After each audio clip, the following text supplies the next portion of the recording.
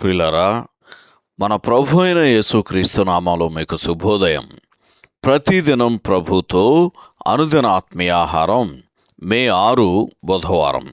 నేటి లేఖన పఠనం యెషయా గ్రంథం 10వ అధ్యాయము 1 నుండి 23 వచనాలు. నేటి ధ్యాన లేఖనం యెషయా గ్రంథం 10వ అధ్యాయము 20-21 వచనాలు. ఆ దినమున ఇశ్రాయేలు శేషమును యాకోబు కుటుంబీకులలో తప్పించుకొనిన వారును సత్యమును బట్టి ఇశ్రాయేలుల పరిశుద్ధ దేవుడైన యెహోవాను నిజముగా ఆశ్రయించెదరు. శేషము తిరుగును, యాకోబు శేషము బలవంతుడగు దేవుని వైపు తిరుగును. వ్యాఖ్యానాంశం: శేషము యెహోవాను ఆశ్రయించును. వ్యాఖ్యానాంశం: శేషము యెహోవాను ఆశ్రయించును. వ్యాఖ్యానం: ఇశ్రాయేలు మీద దేవుని ఉగ్రత ఎందుకు తగ్గలేదు, మరియు వారిపై ఆయన హస్తము ఇంకనూ చాపబడి ఉండుటకు గల కారణములను 9వ అధ్యాయములోని చివరి 3 వచనాలు, అలాగే 10వ అధ్యాయములోని ప్రారంభ వచనాలు మనకు తెలుపుచున్నవి. యెషయా గ్రంథం 9వ అధ్యాయము 12, 17, 21 వచనాలు, అలాగే యెషయా గ్రంథం 10వ అధ్యాయము 4వ వచనం కూడా ఈ సందర్భంలో చదవండి.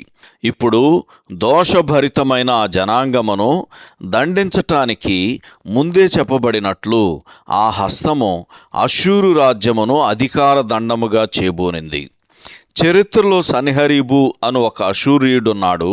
కానీ ఇతడు ప్రవచనంలో చెప్పబడినట్లు క్రీస్తు రాజ్యపాలన ఆరంభానికి కొంచెం ముందు ఇశ్రాయేలు మీద యుద్ధం చేయటానికి రాబోవు అష్షూరీయునికి బలహీనమైన చిత్రం మాత్రమే. దేవుడు తన ఉగ్రతను బట్టి తన ప్రజలపై దాడి చేయటానికి అతనికి ఆజ్ఞ ఇస్తాడు.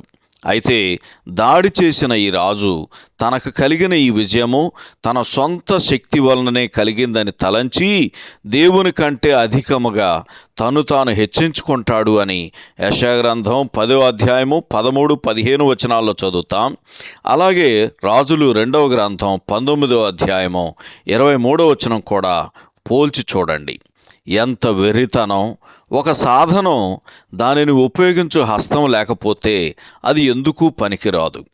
ఆ విధంగానే దేవుడు ఈ దండమును ఉపయోగించట పూర్తి చేసిన తర్వాత ఒక మనుష్యుడు ఒక సాధారణమైన బెత్తమును కాల్చివేసినట్లు ఈ దండమును దహించి వేస్తాడు అని యెషయా గ్రంథం 10వ అధ్యాయం 16వ వచనంలోను, అలాగే 30వ అధ్యాయం 31, 33 వచనాల్లో కూడా చదువుతాం. క్రైస్తవులమైన మనము కూడా ఏ విధమైన శక్తి కానీ జ్ఞానం కానీ లేని సాధారణ సాధనముల వంటి వారం మాత్రమే అని 13వ వచనం తెలియజేస్తుంది.